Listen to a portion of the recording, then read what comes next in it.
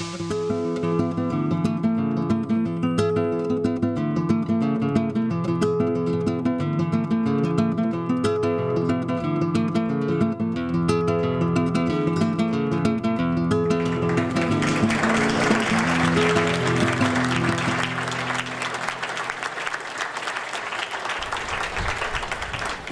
everybody's summer going so far?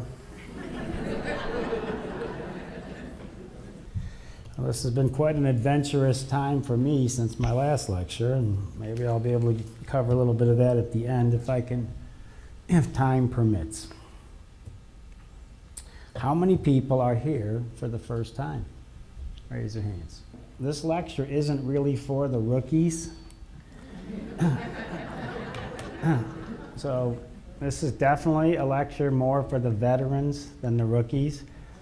So I'm going to apologize to the rookies before I start, and you'll understand that as things unfold here. It's frustrating going through life watching people buried in a belief system that has no basis in fact, and it's basically propaganda. And if you hear things enough times, you start to believe them. So at my age, I'm 54, my cup has been pretty full with all the things that public school taught me and the things the doctors taught me. I grew up in Livonia. This is, a hometown area for me. And either A, you play the game like everybody else, or you try to make a difference, because I find it amazing going through this 31-year career how many health professionals will do things to you that they don't do to their children. How many things that they'll do to you.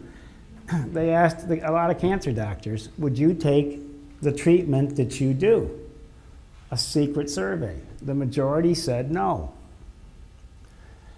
They asked the cardiologists, do you take vitamin E? Most of them said yes. Would you recommend it for your patients? They said no. I find this interesting. You ask the doctors, do you get all these shots that you're supposed to get? No. Now, if you want to be a gangster, Wall Street has openings. The Democrats and the Republicans are loaded with gangsters. The country's been taken over by gangsters. So today, I'm going to seriously challenge your belief system. Much farther than you probably thought I was going to challenge your belief system.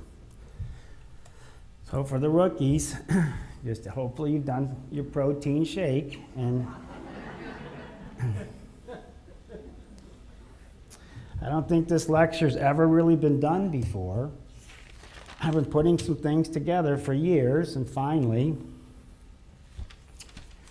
with the help of a lot of health professionals, and I know a doctor's seminar that I was at a week ago, he had to tell this entire crowd of doctors, I was there for continuing education, I got to say hi to Dr. Stuart White, because he said, I want all you doctors to go to Dr. Tent's autoimmune lecture. And I was slinking down in the back in my usual position. He said he did not tell me to say this. So I know there's a lot of health professionals out there, and I hope that you're going to get some insight so you can go back to work tomorrow and start saying some different things, and I think you're going to learn something today. So Stuart White, I don't know whether to be happy that you said that to that entire crowd or not,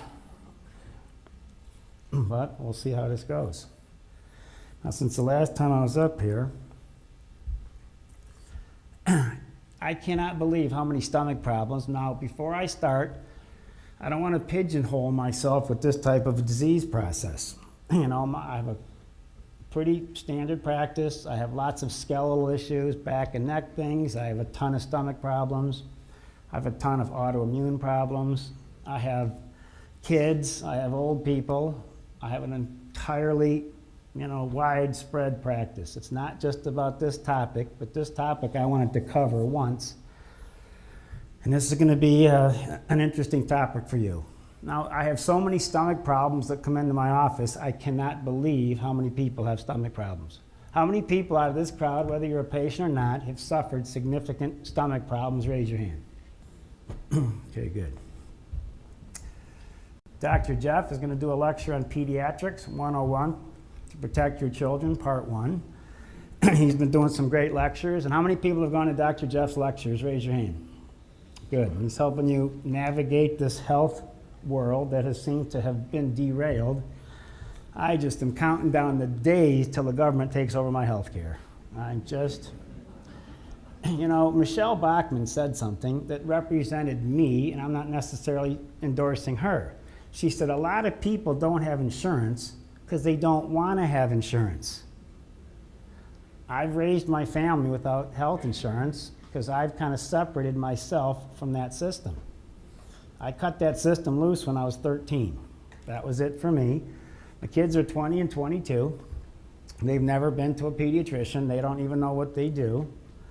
And I've chosen to raise my kids differently. I don't need the government telling me how to raise my children because I don't think they can actually run the government. So if you get a handle on the government, you can come and take a shot at me, but until then, just work on what you're doing now. That's right, I got the clicker. All right, here we go.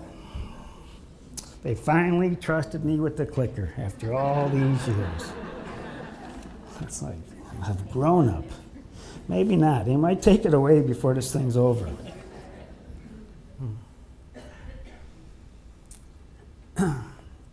I was really excited that the AMA site, Virtual Mentor, has suggested that they pass a federal law, so I have to take part in vaccine trials. How many people would like to take part in vaccine trials? Raise your hand. How many people would like to be experimented on? I don't even know how to answer this. I don't even know what to say. So they want to pass a law, so you and I have to. They're tired of getting like the homeless and the unemployed people. They want to really get into mainstream America.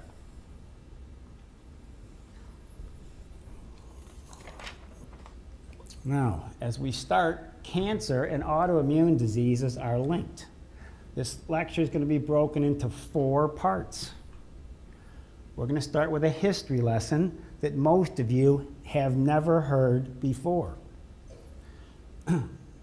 There's a history lesson, there's a good side, there's a dark side, there's my autoimmune stuff, and then there's all the patients. So you have to sit through this beginning history lesson before we move on to the autoimmune stuff. Viruses have been suspicious in the start of cancer, and this is a short review of the literature. 1901, 1911, 1930, tumors, breast cancer in mice. They studied chicken tumor cells. They started to find microscopic findings in 48. They found virus-like bodies in human breast cancer in 49. They were able to give mice cancer in 49. They started to think in the 50s that virus is a huge cause of human and animal malignancies. Oops. In 51, viruses they thought were the cause of cancer. 53, they questioned whether leukemia was caused by a transmissible virus. And 55 is where things started to get interesting.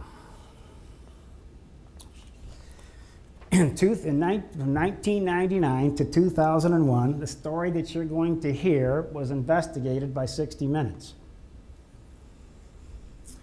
They put more time and money into this story than any single story they had ever done in history. More money and time than anything. And by the time they got done, they said there's no way we can talk about this topic. Dan Rather killed it. I'm trying to get this back. If I get this back, can you see better? I don't want you to sit where you can't see. I'm always in the back row, so I understand that. I was hiding at Dr. White's lecture, and he had to say that in front of everybody. my own business in the back, where I do my best work. And I was working on this lecture actually in the back. No, I was listening to Dr. White. He said, you got to send me a copy of this DVD. He's a great practitioner from Houston, Texas. So this never aired. This was absolutely shelved. 1942, antibiotics were released. 1943 was the onset of the polio epidemic. There was a panic about polio. Just people can still have held on to that panic. 999 out of 1,000 people that had polio thought they had the flu. It looked like the flu. There was a very tiny percentage of patients that actually developed paralytic polio. The amount of people that had polio at its epidemic was 2 weeks of patients that have died from cancer. So things started to get strange when they started to use antibiotics on viruses, and they knew they had to make a choice: restrict the antibiotics or develop a vaccine. Polio was going up, started to trend down. If you look at history, diseases have been cyclic throughout history. What actually stopped most of the diseases, which the doctors like to take credit for, was sanitation, sewage control, refrigeration, central heat. When you watch Gunsmoke Days and you look at the nice little town, they had open sewers in that town. This was absolutely a disgusting place to live. It didn't look like it lived there. Central heat, they say, stopped whooping cough. So despite the irritating patients that are the engineers, you've actually had a huge part in stopping disease. And those involved with the vaccine: Dr. Salk, Bernice Eddy, Sarah Stewart. These were brilliant women whose place in history has been absolutely neglected. They were absolutely brilliant women, and Dr. Sabin. Salk polio vaccine was rushed into production. We had a president that had polio. The public was being, it's like terrorism, it's like drugs, it's like the swine flu. We've all seen these panics before, and we're kind of getting tired of the panics. But Dr. Salk had strains, these polio strains, that would be inactivated with formaldehyde and injected into children. Just at the absolute, just before they did release this, Bernice Eddy was a brilliant bacteriologist at the National Institutes of Health. She was told, you better safety test this new Salk vaccine. She discovered faulty batches of the vaccine. What she found was that the virus wasn't dead, but still alive and able to breed. When she tried it on her monkeys, they were paralyzed in the cages. She tried to delay the release of the vaccine. A handful of prominent doctors stepped in to throw their weight on the reputations on the side of the vaccine. Dr. Alton Ochsner was a major stockholder and the past president of the American Cancer Society. He was so convinced of the vaccine that he pulled the entire medical staff together at Tulane University. He vaccinated his grandchildren. He killed his grandson in 48 hours, and his daughter got polio and was paralyzed. 48 hours. By the way, the kid went on to sue Cutter Labs where it was made, and that was thrown out. Despite that, the mass inoculation proceeded on schedule, and within days, children fell sick from the polio, some crippled and some died. It was the biggest fiasco in medical history. There was lawsuits everywhere. The director of the NIH resigned. The Secretary of Health, Education, and Welfare stepped down. Old Tricky Dick, Richard Nixon, was given the job of restoring the reputation of the National Institute of Health back in 1955.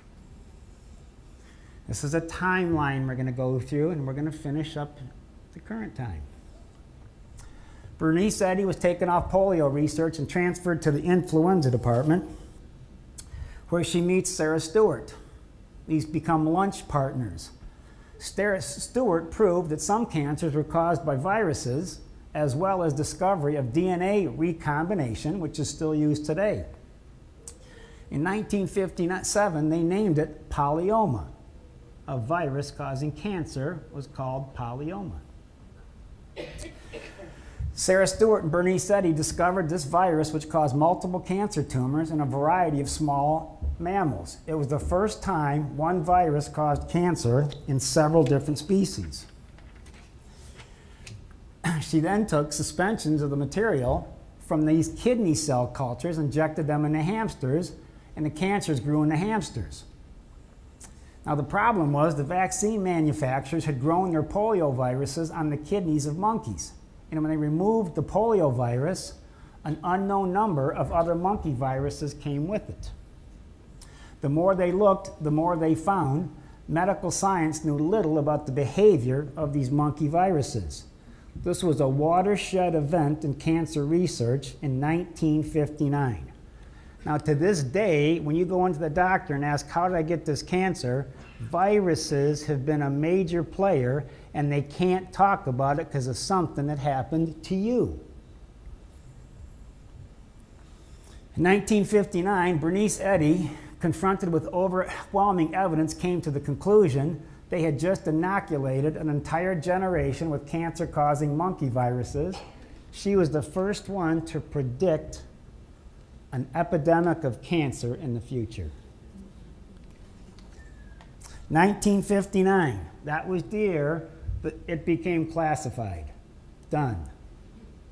That everything stopped when it came to public information. Soon, the research identified an Asian monkey as the natural host of the cancer-causing, at the time they called it the polyoma virus, and gave the virus a less hysterical name, SV40. You know why they called it SV40? Because they found 39 viruses before this one. In 1960, the clip that you saw was by Maurice Hilleman, the head of Merck's Vaccine Research Department. They also found the simian virus on renal monkey cell cultures, and they found even Sabin's oral vaccine was completely contaminated, and that was fed to millions of people. Now, this affects me. My father had polio, so I grew up with a father that had, I've told my father in the past, I'm grateful that you had polio because I never felt that my kids should have the shot. I'd never felt like, it never entered my mind. Because I think my father was sick and broke down and picked up a virus that everybody else seemed to fight off well. SV40 is so widespread right now, it's certainly, we could take blood samples on most of you, and most of you, this is rolling around inside of you, including me. You're going to see that in a minute. The front page of the Journal of the National Cancer Institute in '97, this was the cover. SV40 was one of several dozen viruses that contaminated the original Salk and Sabin polio vaccines administered to children. This is going to tie into the autoimmune lecture. SV40 is repeatedly extracted in bone, brain, and lung tumors today. I have had 6 of my friends die from brain tumors. In the last 10 days, I have had at least 7 or 8 patients that are nurturing a 48 to 58-year-old right now with brain cancer. My hockey buddy that I'm going to play hockey with tonight just went to say goodbye to his sister. She's 50. They gave her a cancer drug so that you can only do one time in your life, and it fried her brain, and the cancer came back anyway. A guy was in Monday, said, I'm all broke down because I'm trying to nurture my sister and take care of her kids. She's 53. She's had 3 brain surgeries, and the cancer keeps coming back. How many of you older people remember hearing your entire generation littered with brain cancer? Are you tired of hearing about brain cancer? It's everywhere. And it's on people my age. I've been to fundraisers. I lost one of my hockey buddies, and his sister-in-law was in today, and this kid and the brother that I still play hockey with could not even come to this lecture because he said he won't be able to take it. I remember the fundraiser for his brother.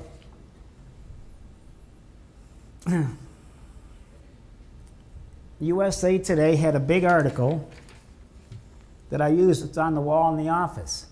They're finding this monkey virus in 43% of tumors with non-Hodgkin's lymphoma. 2 of my friends in chiropractic school had non-Hodgkin's lymphoma. 2 of the kids that I grew up with. The research was done, etc. October 1960, Bernice Eddy gave a talk to the New York Cancer Society, and without warning, the National Institutes of Health in advance announced she'd examined the monkey kidney cells in which the virus was grown and found that they were infected with cancer-causing viruses. This went over like a brick. This was tantamount to forecasting an epidemic of cancer in America. No suggestion of cancer-causing monkey viruses was welcomed at the National Institutes of Health. When the cussing stopped, they crushed Bernice professionally, took away her lab, destroyed her animals, put her under a gag order, and delayed publication of her scientific papers. 1961, federal regulations went into effect in the U.S. that required that one virus, which was the worst one, to be removed from the polio vaccines.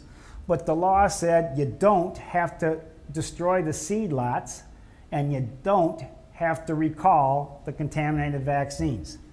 They continued on schedule just like they had. The contaminated vaccines were administered to children and adults until they were used up sometime in '63.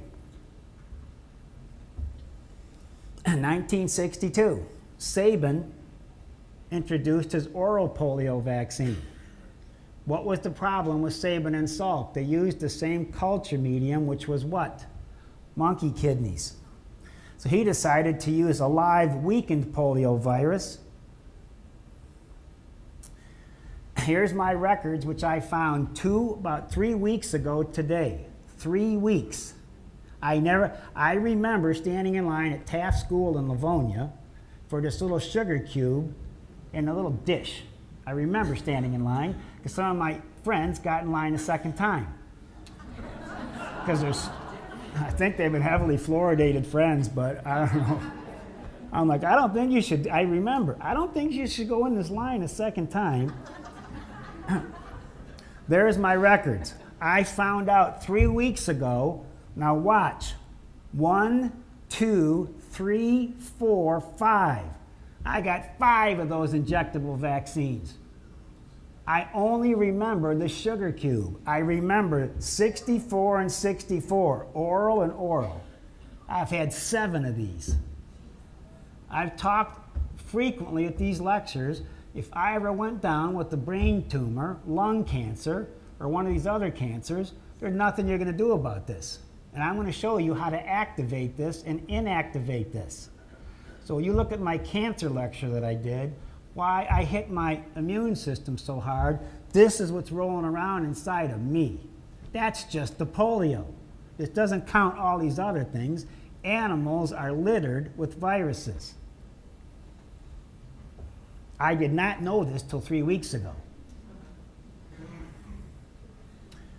From 55 to 63, almost every dose of polio vaccine produced in the world, 200 million Americans got it. They estimate that out of us right now, 1 out of every 200 people are getting cancer from SV40. They figured they caused 15 cases of cancer for every case of polio. Sometimes the road to hell is paved with good intentions. They started to realize cancers were skyrocketing, and it was the cancers they had no explanation for. Skin, lymphoma, prostate, breast, lung. I just saw the melanoma story again Monday night. They're trying to get us to buy the melanoma. For example, Superman's wife, what was her name again? No, not no, not Lois. That's TV.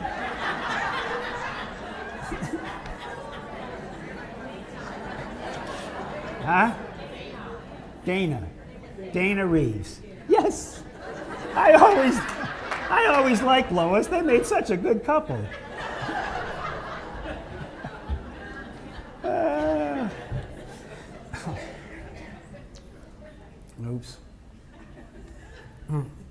got lung cancer and died, never smoked a cigarette in her life.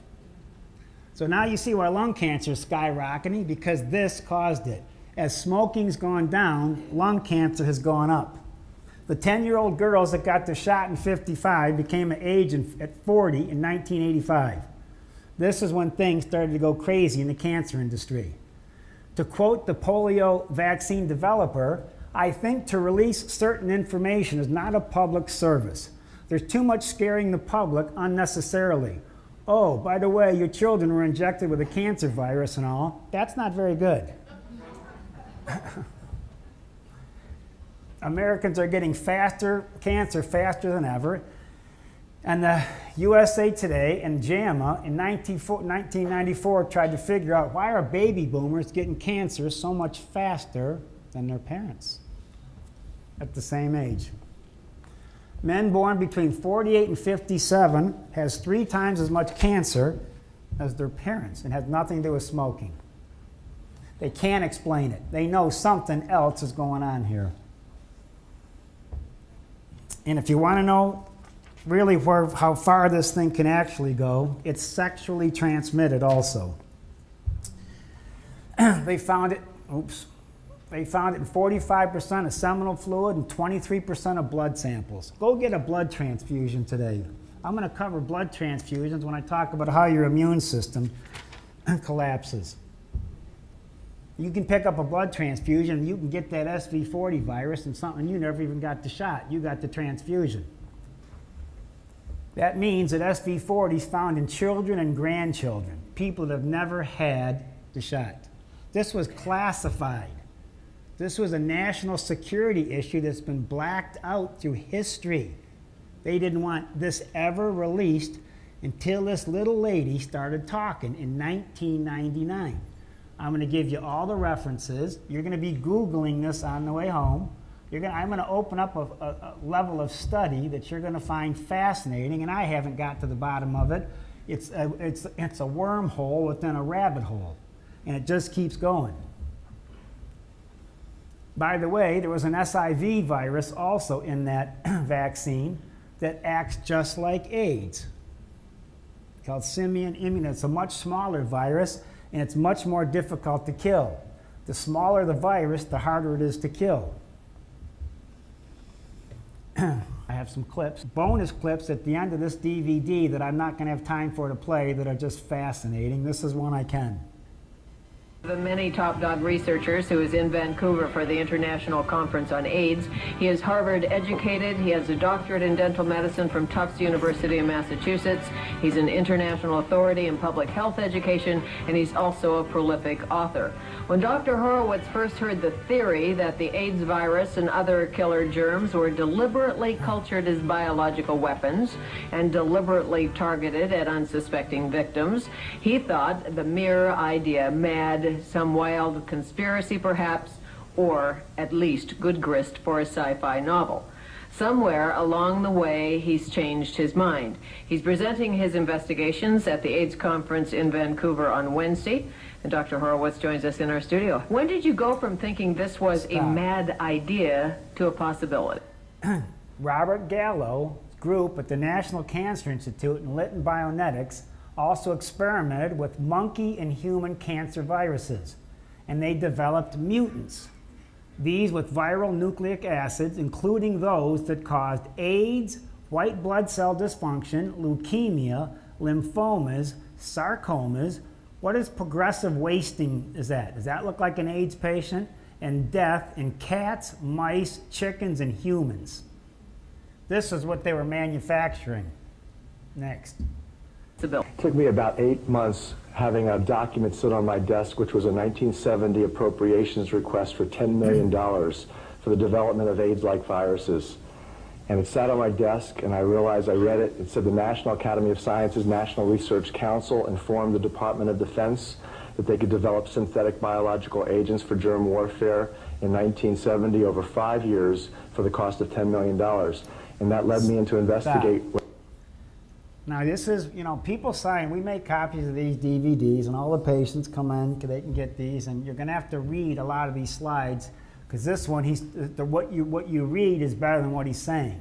Finally, these and other National Cancer Institute investigators injected such mutant viruses into human white blood cells and fetal tissue cultures to enable them to infect humans and even transmit the same disease. Go ahead. Finish it. Investigate whether that document was accurate, whether it was real, and then I began to investigate what happened to the money. And that's what ended up in me looking and finding the origin of AIDS and Ebola.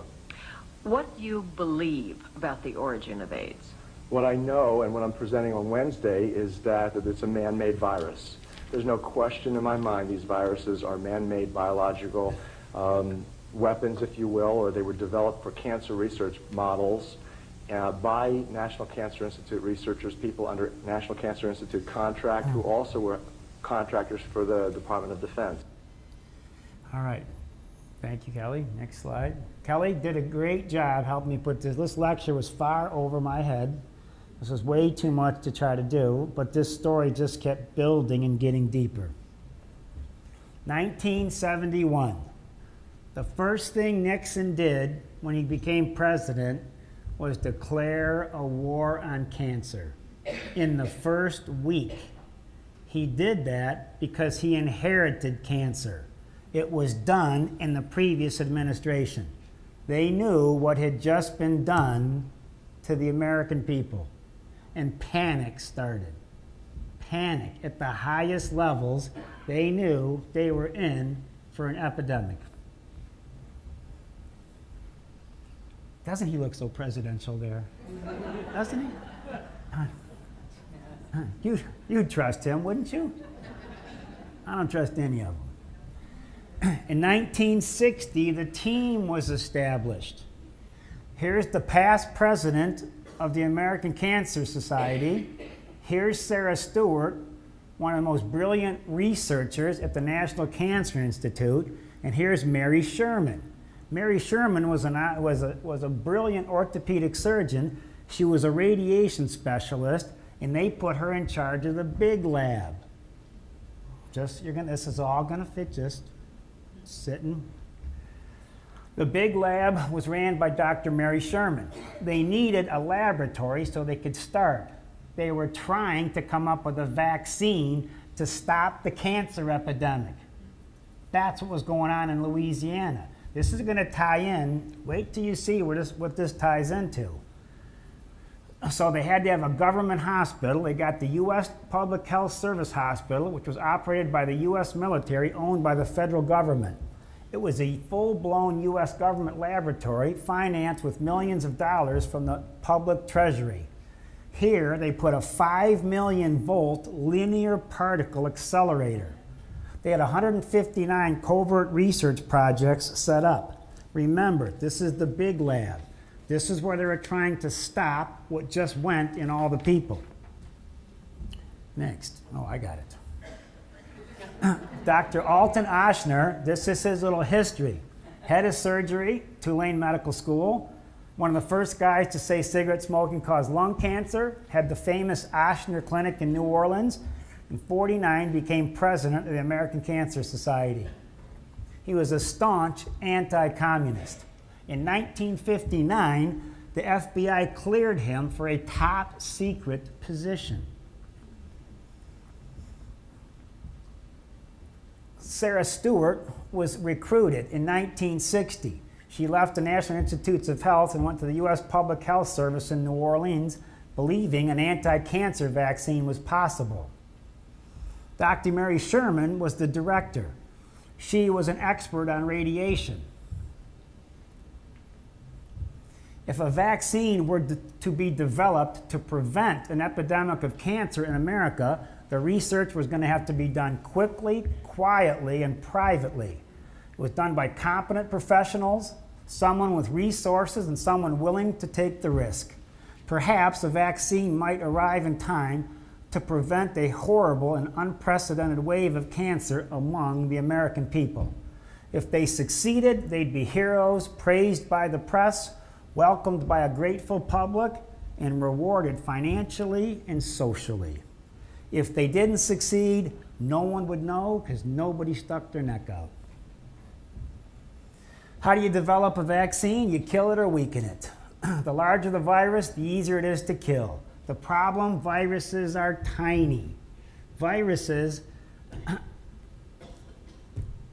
a virus would not be stopped by a condom. There's not one virus that's going to be caught. When they tell you this is going to stop a virus, it's not. Viruses are far too tiny. So the chicken virus, the poisoned eggs with formaldehyde, killing smaller viruses like SV40 is best done with radiation. They needed a linear particle accelerator. Nixon went to the CIA and told them, you need to take some of the millions of dollars that you stole from everybody to pay for the linear particle accelerator. This is not a cheap device. The monkey viruses in '62 at the big lab were radiated by the linear particle accelerator. They wanted to try to alter the genetic code, hoping something would be better. It only got worse. Then they invented, they'd radiate it, pull out the virus, put it in a mouse. They were growing tumors in mice bigger than the mice. Then they'd take it out, put the tumor in a blender, grind it all up, send it back to the lab, radiate it again, stick that batch in mice. They were looking for a way to come up, but it only got worse and not better. Smallest viruses like HIV are so small, they're hard to kill with ionizing radiation. If you don't kill it, you mangle it, you scramble it, and you make it a mutant. Now you've changed the genetic code and you made something that history has never seen before. And the bottom line is it may be less or more virulent. 1959. Castro's revolution starts. New Orleans is dependent on Cuba and Latin America for their trade. This was very, very important to New Orleans. They needed this place to stay like it was. They didn't need a communist to take over Cuba. Then the Cuban Missile Crisis happened. So then they put nuclear missiles just off the shore of Cuba. Now they could launch a nuclear attack and attack almost anywhere in the southeastern part of the United States, especially New Orleans. Now comes the dark side. That was the good side. This isn't the dark side, that's the good side. Now the dark side's next. They wanted to assemble, how many people saw the movie JFK with Oliver Stone? There was so much truth in that movie. Joe Pesci played David Ferrie. Mary Sherman, now she's in charge of the big lab. They assemble a bioweapon team. A bioweapon team. I got a great idea. Let's develop a virus since we're already halfway there, and let's kill Castro with it. Mary Sherman, now these people were convinced if you want to prevent World War III, you need to help us develop this weapon because something bad's going to happen. Kennedy's going down or Castro's going down. You pick. That's how they talk these people into doing it. So Mary Sherman was at the big lab running the linear particle accelerator. She's radiating the viruses, trying to come up with something that'll stop what they've already turned loose. Judith Vary Baker, I'll cover her next. She was a 19-year-old girl that did brilliant things and faster than anybody on the planet did. And here comes an interesting name, Lee Harvey Oswald. Lee Harvey Oswald. When you find out what he did, you'll understand they gave this 19-year-old girl, this U.S. Marine, as a bodyguard. He was taking these viruses back and forth between the two labs. David Ferrie ran the little lab. Others involved, Carlos Marcello, which everybody knows, Jack Ruby, Guy Bannister, and JFK. This story, JFK was a tiny player in this thing. The story that could have leaked out made this one look like nothing. This is the little laboratory. So if you saw the movie JFK, when Joe Pesci had all those mice that he was injecting, and in the movie they said, what's the matter with this dude? They said, well, he's working on a cure for cancer. Well, no, they were weaponizing cancer. It was the opposite of what they said. This was the little laboratory in Louisiana. This is where the mice were held. The work was done at the big lab. Harvey is shuffling stuff back and forth between these labs. Judith Very Baker was a star science student in Florida high school. She wanted to find a cure for cancer because her grandmother just passed away from it. At 19 years old, on some crummy little lab, she was able to give mice cancer faster than anybody in history. She was able to give mice cancer in 7 days. Nobody had been able to do this. What she did was she radiated them and kept putting them in cigarette smoke chambers. Radiation, cigarette smoke. Radiation, cigarette smoke. This got out in the papers. She was visited by big shots. How did you do this at 19 in a high school lab? So in March of '61, Harold Urey, the guy in charge of the Manhattan Project, and Dr. Ochsner went down to visit Judith in Florida. Now, this is the guy that worked with Fermi. We should know what Fermi means because that's our nuclear plant, Fermi. Ochsner promised Judy, if you come with me, I will skip the next 2 years of medical school or in pre-med. We'll put you right in Tulane Medical School. We promised her all this stuff, but you got to help me create these cancer-causing viruses since you did this faster than anybody. 1961 to 63, this woman is at a cancer research training program. They closed her lab down. Young lady, do you know what you're dealing with?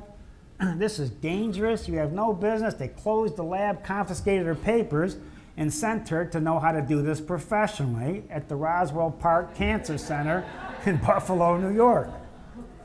Here she was properly trained how to handle cancer viruses, and she is in all kinds of, this is very easy stuff to look up.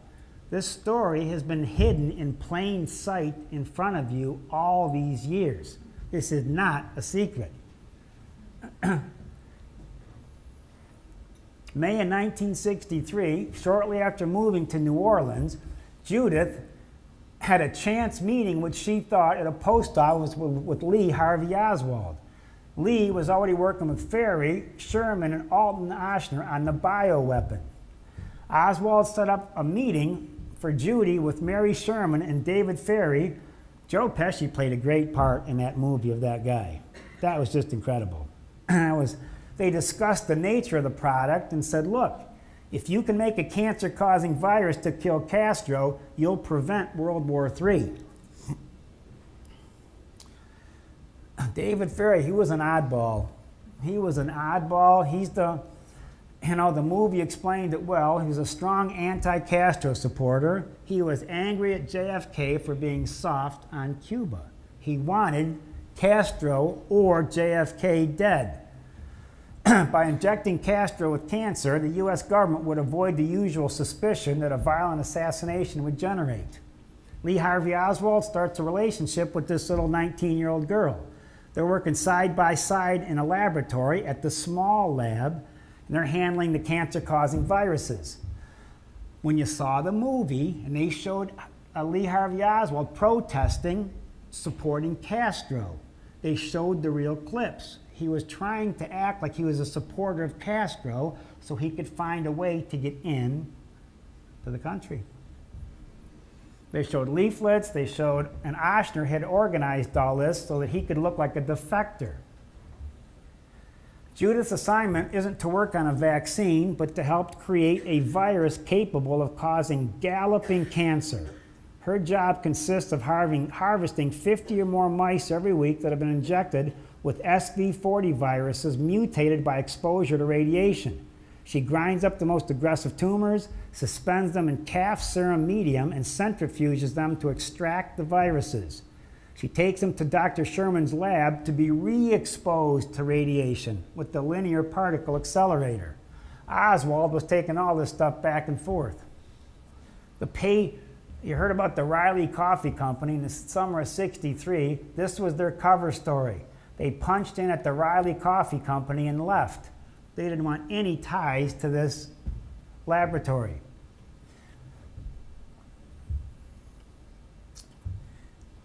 This episode, The Men Who Killed Kennedy, The Love Affair, was shown one time on the History Channel and pulled so fast. You can find it on YouTube, but the government never wanted this shown again, ever. And Judith said what she convinced Oshner to do, was you had to get Castro and start radiating. You got to get this cancer in his body, convince him he's got it, and you keep radiating him and keep radiating, x-ray him again and again. You got to keep the radiation going. He'll think he's getting a treatment to kill a cancer when actually they're destroying his immune system so the vaccine can take root. She was successful at killing animals and a person in 28 days from the injection, but the stage had to be set. You had to beat the body up with radiation. After successful killing numerous monkeys with the biological weapon, the group, unbeknownst to her, they went to Angola prison and got a prisoner. They took this prisoner to Jackson Mental Hospital and gave him a whole bunch of x-rays, and they gave him the injection, and they killed him in 28 days, like they were supposed to. Judith got word that they just used her vaccine to kill a human being. She wrote a letter to Oshner. Oshner's secretary, this guy's trying to keep his hands clean because he's the president of the American Cancer Society. He doesn't want anything with his name anywhere near this. She writes a letter. He's got a temporary secretary that day. And the secretary, the temp, reads the letter and hands it to him. He explodes, calls Judith, reneged on his offer.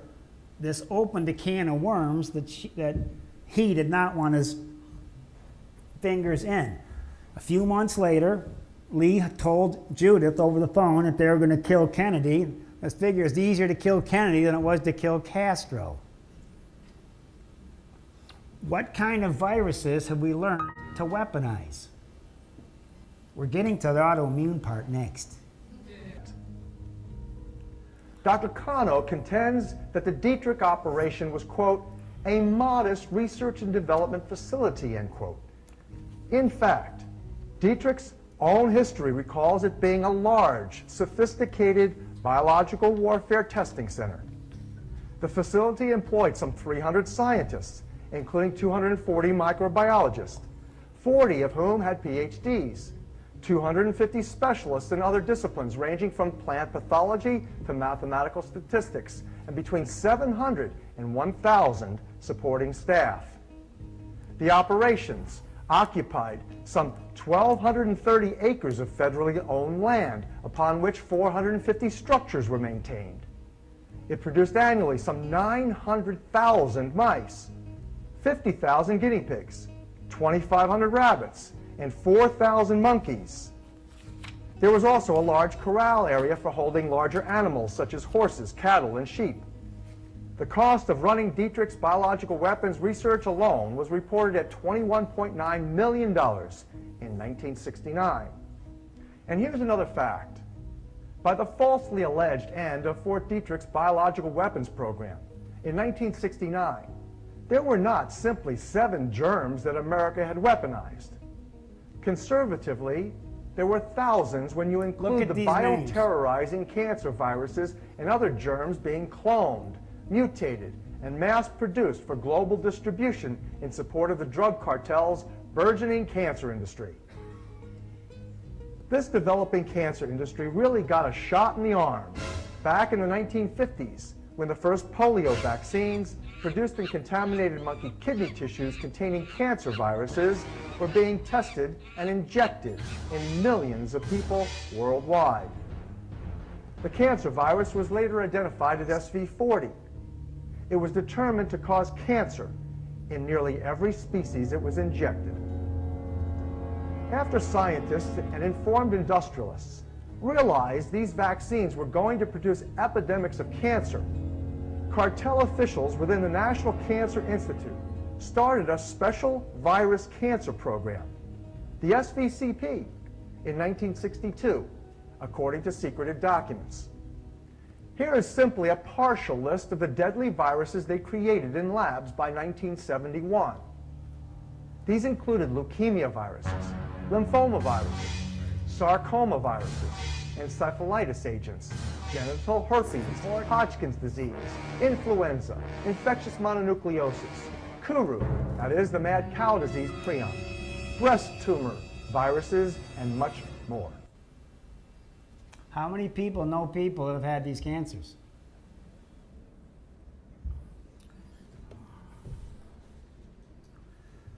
July 21st, 1964, Mary Sherman's lab was sabotaged. They connected the power lead on the linear particle accelerator straight to the switch. She grabbed the switch, it cauterized and vaporized the right side of her body. And the paper said she was murdered in an apartment. Well, they picked her up, sent her to put her in her apartment, tried to make it look like some weird sex crime, which it wasn't. And this was how they started to dismantle this operation, because things were starting to come out. It was the exact day that the Warren Commission started taking testimonies about JFK. The crime was never solved. Now picture getting Lee Harvey Oswald in court. They said if he got in court with all the laboratory sponsors, American cancer-causing contaminated vaccines, all the people involved, high up people from the Carlos Marcella, maybe the FBI and CIA, this whole thing would have been a complete can of worms. He could not be allowed to go to trial. Jack Ruby kills Oswald November 24th. They were friends. They were both at the lab together. I can't answer all these questions, but I can show you most of this. Jack Ruby died from the effects of galloping lung cancer. When he had a cough, and they took him to they said, we're going to take you to the hospital, and they put him in an x-ray room, and they left him there for 45 minutes. And he didn't know, why are you taking so long to shoot a chest x-ray? He got a 45-minute chest x-ray. They brought a doctor down from Chicago that gave him an injection. He slipped a piece of paper out to the jailer, and what it says, they've injected me with cancer viruses. That's the note. He died in 29 days. A fantastic book. If you, on your iPad, Dr. Mary's Monkey, go into that website, listen to the long interview. It's going to shock you. It's a 2.5-hour interview it's incredible. Me and Lee was a book this came out. She finally wanted to clear his name because she was scared till 1999 to talk because everybody else is dead. The Men Who Killed Kennedy, you can see this on YouTube, and you want the episode, The Love Affair. She's going to tell you about all these labs and what was going on. A great book published in 2004, The Virus and the Vaccine, by Debbie Book-Chin and Jim Schumacher. Lethal Injection, The Story of Vaccination. This guy's going to open a can of worms, and he explains Roe versus Wade. Roe versus Wade wasn't what you thought it was. The vaccine manufacturers are buying aborted fetuses from Sweden for years. It was too expensive. We can get them right here. In Lies We Trust, CIA, Hollywood, and Bioterrorism, it says a rental. They're free to sign out at the office. These things go pretty fast. It's free to watch on YouTube. It's about 2.5 hours. I totally recommend that you watch that. Watching all this stuff, and how all these patients come in with all these diseases. This is the viral panel that I start to run. These people come in, they got lupus, they got MS, their face is tingling, their feet burn. They look like their body's under attack. So I sent them to the doctor, and this all started back in the 2000s to get a viral panel run. This is the viral panel I run. Epstein-Barr virus, herpes 4, infectious mono. It's associated with lymphoma, 2 kinds of lymphoma, a nose cancer, MS, chronic fatigue, Sjögren's, lupus, rheumatoid arthritis. And I am here to tell you, after 31 years of doing this, a guy came in that disappeared years ago, and he came back and he had full tilt lymphoma. He was in recently, and he said, look, I haven't seen you for 5 years. Now I got lymphoma. I got this big knob hanging off my throat, and I had to come back to see you. You need to help me. How did I get this? I gave him that viral panel. I said, give this to your doctor and see if he'll run this for you. So when he was in, I don't know, 3-4 weeks ago, and he said, my doctor agrees with you. I said, that virus, that monovirus caused your lymphoma. He said, my doctor agrees. I said, your doctor agrees with me? 31 years of trying to tell them. The first guy said, we know viruses are causing cancer, and as soon as I'm done with your chemo, if you're still with us, we're going to run that panel, and I want to see if I cooked that virus out of your liver. The first doctor to agree that his lymphoma was coming from a virus. If you don't have Epstein-Barr, you have a 10-fold less risk of MS. However, among individuals who are positive, you have a 3 times greater risk. And don't let anybody tell you, once you've had it, it goes away, because it can be reactivated. CMV. 3 of my staff members have been plagued by these viruses. CMV, where's the host? We're back to the 2 monkeys, the chimpanzee, the orangutan. CMV, the Mayo Clinic says, often goes undiagnosed. They don't know what to do with it. I run this panel on a ton of patients. The virus remains with you for life, but it's not always active. CMV can cycle through periods during which it's dormant and then reactivates. What's the way of reactivating it? Radiation, blood transfusions. You can just go on and on. Antibiotic use, overuse. Ibuprofen shuts off your immune system. Steroids shut off your immune system.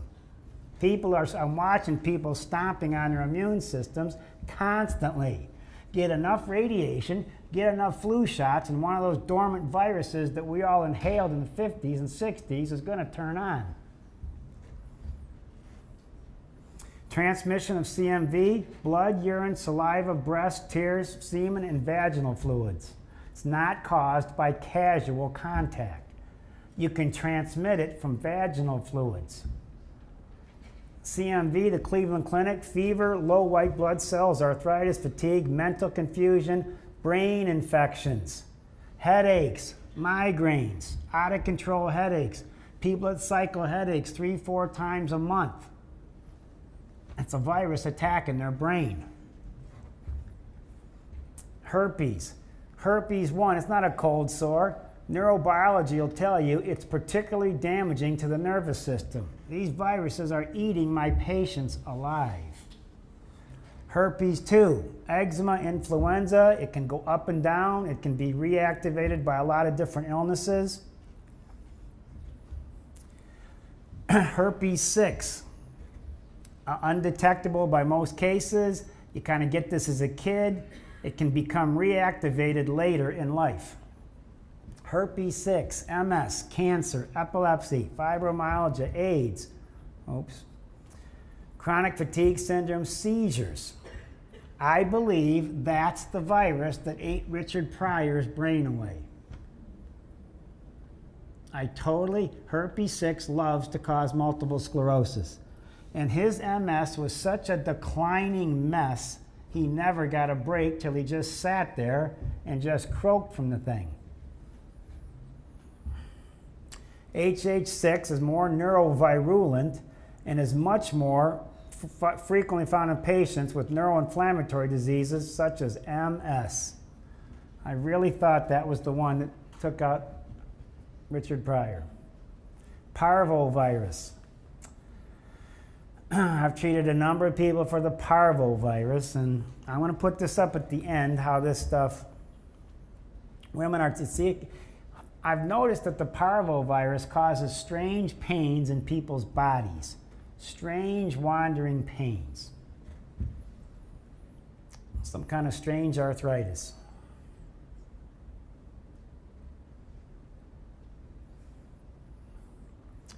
Thyroid antibodies, Hashimoto's, Graves' disease. You can see your thyroid attacked by a virus.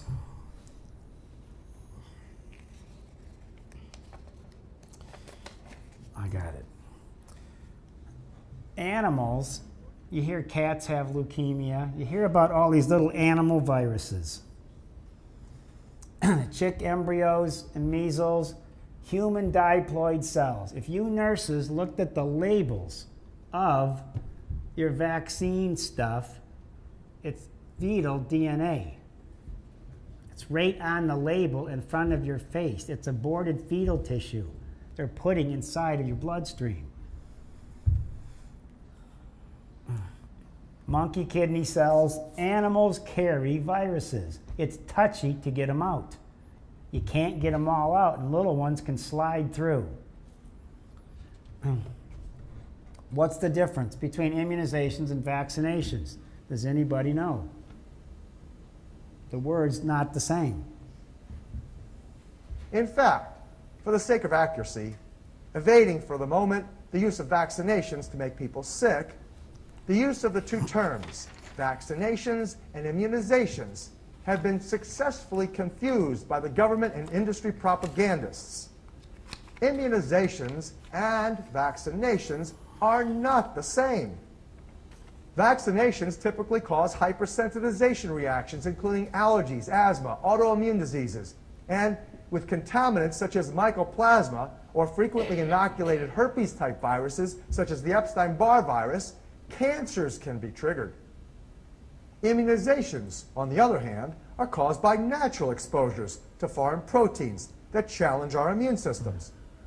The confusion persists simply because health officials and professionals acting as propagandists, like Dr. Kano, want people to believe that vaccinations prompt natural immunity, which they do not.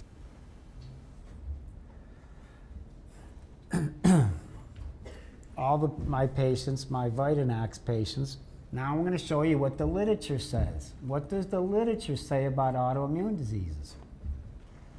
Curcumin inhibits autoimmune diseases. I take that Vitanax pill, I take 2 a day because I have wild, diseased monkey viruses rolling through my body in waves, and they're sliding this way, and they're sliding that way, and they're going up and they're going down, just waiting to find that landing spot. And I'm going to tell you, you can do whatever you want. If one of those things hits your brain, you can bend over and kiss you-know-what goodbye. I don't care what you do. I don't care where you go. You can go to all the clinics. You can have the chelation. You can go to the out-state clinics. You're done. I don't care what. You got 9 to 12 months and you're cooked. So you don't waste all your money, make your arrangements, get yourself in order, because I've watched a ton of people get this stuff in their head over 31 years, and they're all dead. Don't waste $500,000 to mangle your brain up. It's better to go down with some dignity and some pain pills than this kind of stuff. HPV. You should see all my little young girls right now getting HPV shots coming in with their demyelinated diseases. Lupus, hepatitis B vaccine, measles vaccination, higher infant mortality rates, influenza vaccines. These are the journals. I get all the journals. It says Google it. It's all there. Your doctors. I wouldn't talk about this as much as I am if they would just leave us alone. I'm tired of, My nurses lost their freedom. The nurse, you all lost your freedom. You can't even work now unless you get all these shots. You got to come up with an egg allergy, or you got to find some guy, some cousin to sign a piece of paper for you. Well, that lady on Fox News, that was about 3 weeks ago, how many saw that lady, that little black kid, 12 years old, called her down to the principal and gave her 4 shots? Who saw that on the news? I mean, I'll tell you what, that's, you know, that she has just a, yeah, it's time. You just come down here. They gave her a meningitis shot and an HPV shot. That was a catastrophe. Hepatitis B. Hepatitis B causes an aggressive MS. It'll cause an MS that you're not going to get out from under. I mean, you're not going to get out from under. Straight down. Vaccinations, they got a new word, transverse myelitis, Guillain-Barré. You know what all those things look like to me? Polio. How do you know they didn't give polio another name? Looks the same to me. That Hep B vaccine that they give to the kids at birth, I'm telling you what, significantly increases the risk of a wide range of autoimmune diseases. These are medical journals. Adult rubella, adult hepatitis B vaccines, chronic arthritis, Guillain-Barré. Well, when they did that swine flu stuff when I was growing up, my brother went and got one of those, and he was sick for weeks. And when you see Guillain-Barré, they say, what does it look like? Well, it looks like MS, but we're not going to call it MS. We'll call it Guillain-Barré instead. It's a safer name. It's the same thing. The Gardasil shot, these girls come in sick, and the mothers have said to me, how, if I don't get the shot, how am I going to protect my daughter? I said, simple. You're going to have to fill in the little rhyme here. I said, just say no, don't be a...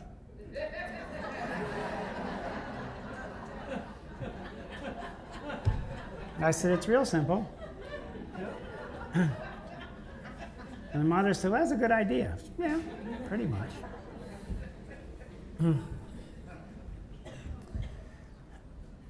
Let's give a 12-year-old a shot and try to convince her she can be promiscuous because of this shot. That's ridiculous.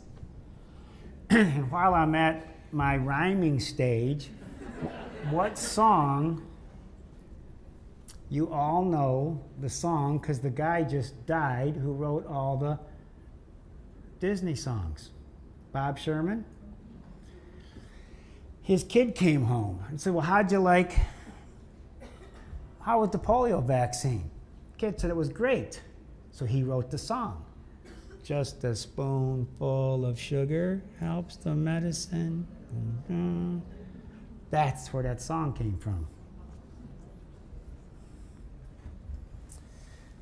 Viruses. Everybody thinks, oh, you gotta... This has been in the literature for decades. They do not want you to know this because that's what they're putting inside of all of you. Viruses, all these animals got them. Can silently prime for and trigger central nervous system autoimmune diseases. Aborted fetal cells have been used to create rubella, measles, mumps, rabies, polio, smallpox, hepatitis, chickenpox, and herpes zoster vaccines. I think that next one is the clip. Watch this. Also go to the World Health Organization's website under the rabies section, where it lists its information on human vaccines using human diploid cells. Here it states, as regards vaccines for human use, around 1955 there was a transition from vaccines prepared from animal nerve tissue to embryonated eggs, and very soon afterwards, around 1960, to adaptation of rabies virus to cultures of human diploid cells. Under the section titled Vaccine for Humans Prepared in Human Diploid Cells, it states, an inactivated rabies vaccine for human use was first prepared in cell culture in 1964. In 1966, it was shown that the human diploid cell, or HDC strain, Worcester Institute, or WI-38, was a suitable substrate for the propagation of the Pittman-Moore strain of fixed rabies virus. That vaccine was first licensed for use in France in 1974, and commercial production started in 1978. Further evidence of these aborted fetuses used as cell substrates in the growth of vaccine cultures can be found in the very inserts that come within the vaccine product. Here we see the product insert for the measles, mumps, and rubella live virus vaccine.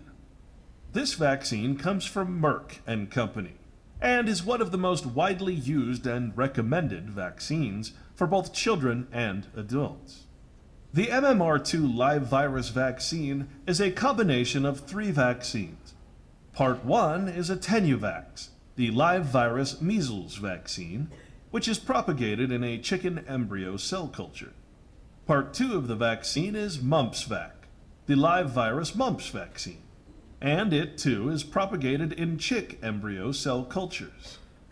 But Part 3 is called Merovax-2, the live virus rubella vaccine, and it includes the Worcester RA27-3 strain of the live attenuated rubella virus propagated in Worcester Institute-38 human diploid lung fibroblasts. And here's the insert for the inactivated poliomyelitis vaccine with a diploid cell origin. It states that inactivated poliomyelitis vaccine is a highly purified inactivated poliovirus vaccine produced by microcarrier culture. The viruses are grown in cultures of MRC-5 cells, a line of normal human diploid cells, by the microcarrier technique. The cells are grown in CMRL 1969 medium supplemented with calf serum. I don't want calf serum either. Finally, here's the insert for the Merck Drug Company's Veravax, which is the live virus varicella vaccine. It states that the virus was initially obtained from a child with natural varicella, then introduced into human embryonic lung cell cultures, human diploid cells, adapted to and propagated in embryonic guinea pig cell cultures, and finally propagated in other human diploid cell cultures, Worcester Institute-38. Guinea pig. Further passage of the virus for varicella vaccine was performed at Merck Research Laboratories in human diploid cell cultures MRC-5. Now, what's most important for you to understand as a person who has or will possibly receive this and other vaccines using human diploid cells, including your children, is this. Each 0.5 milliliter dose of vaccine contains the following: residual components of MRC-5 cells, including DNA and protein. What does this mean? This means that every time that you, your family, your children receive a vaccine using human diploid cells as the growth medium, you are receiving DNA and protein structures from human aborted babies. They are introduced into your body with the vaccine. You, as a vaccinated person, most likely have human aborted fetus particles. That's foreign DNA in your bloodstream is the last thing on planet Earth your body's going to attack it. When your body attacks foreign DNA and attacks your body, what do they call that? An autoimmune disease. Did you put the two right in a row? This is a short one. This would be the last clip. This is just a short one. Renee Leva, medical doctor, published an essay called A Brief History of Human Diploid Cell Strains.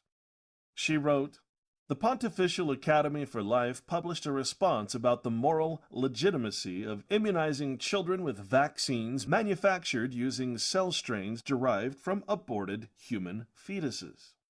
In order to fully appreciate the level of cooperation involved among different agents, it is important to review the history of the development of these cell strains.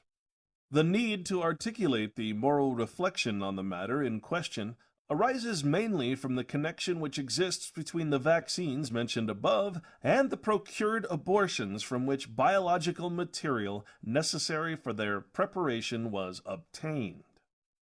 Human diploid cell strains are batches of cells that are currently used for different purposes, including culturing viruses for the manufacturing of vaccines. Human diploid cell strain-derived human vaccines have been licensed worldwide for polio vaccines, rabies, rubella, measles, varicella, mumps, and hepatitis A. Current vaccines contain extremely small traces of the original fetal DNA, while the cell strains themselves contain the complete fetal chromosomal set. They've already done this. Roe versus Wade wasn't about abortions. She never had one. It opened up this industry so they didn't have to go to Sweden for their material. It's on Clint Richardson's lethal injection. I gave you the, it's 2.5 hours. The last third is going to take you on that journey, how this story happened. I guess it's back to my clicker. Now we're going to go through the patients. The patients. There's a whole bunch of people in the crowd whose slides are up here. He will not be identified, but they're in the crowd. Multiple sclerosis and Epstein-Barr. 100% of the MS patients, antibodies. Multiple sclerosis. It's not just mono. It's viral reactivation. And I run these Epstein-Barr panels on people, and they say, well, you had mono, you don't get it again. You're not reading the literature. It's reactivated in 72% of the patients with their MS symptoms. They have no drugs for this, so they peddle nonsense to you. These viruses are carried in animals and a few other things which you're going to hear next. What makes your immune system weak? One of my staff members took antibiotics for almost a year for acne. In the middle of that year, while her immune system was suppressed, she got such an aggressive monovirus. She fell asleep in school a number of times. The principal or the school called her parents and said, your daughter's asleep again. Her feet burned. She lived with her feet in ice buckets for a year because her feet were on fire. Why are my feet burning? It's because it's your liver. That's why. So she knows if it flares up. Blood transfusions. I just sent a lady for a hip replacement. I said, give the blood. You got to give your blood. The guy said to her, we're so good at this now, you don't need to give your own blood. We don't have to do that anymore. She had 3 blood transfusions. So she came back and I said to her, let me ask you a question. You're a sensitive person. I said, what's different on you since that blood transfusion? She said, I can't believe you said that. I said, how much of your emotions have changed? She said, I'm different. I said, what? She said, I'm angrier than I used to be, and I'm stronger. She was picking up characteristic traits from the other person's blood. And she could tell that. She said, I can't believe nobody's asked me that question. She's a very sensitive person. I said, if anybody can tell, it's you. She said, I can't believe you said that. I'm different since I got 3 blood transfusions. Vaccinations. My son's in the audience out there, and they have, my kids have never seen a pediatrician, There's no camp they didn't get into. There's no school they didn't get into. There's nothing they couldn't do. And everybody realizes my kids are awful healthy. They've done well in school. Their brains haven't been addled. I never mentioned mercury. I didn't talk about all these additives. This is the part that's never been discussed. What are these things full of? They're full of viruses. Ibuprofen, Motrin, Advil, great painkillers used temporarily. I watch people not get out from under infection. I've had hospitals send me patients. I've had clinics send me patients with infections eating their legs away. How many Motrin do you take a day? I take 9. Your immune system's off. I have a family member, a close family member, that had a C-section. And after that C-section, which was a great C-section, emergency had to be done, came out of the hospital, and I said, she started to have some fevers and some headaches. I said, you were never like this before. What happened to you? She said, when I got out of that hospital, after that C-section, I walked out of that hospital with something I didn't have when I walked in. There's no such thing as minor surgery. So if you think things a minor operation, you're nuts. You're absolutely nuts. They cut inside of you and your system's suppressed. They hook you up to all that monkey business. You're not going to be the same. They don't got to cut into me. You're not cutting into me unless you have to. Poisoned air, water, and food. That'll be the next lecture. Toxic environments. Stress. Stress. Stress shuts off your immune system, so try to live on this food stressed out all the time. I've missed 3 days in 31 years, not because I'm healthy. I have to work at this constantly.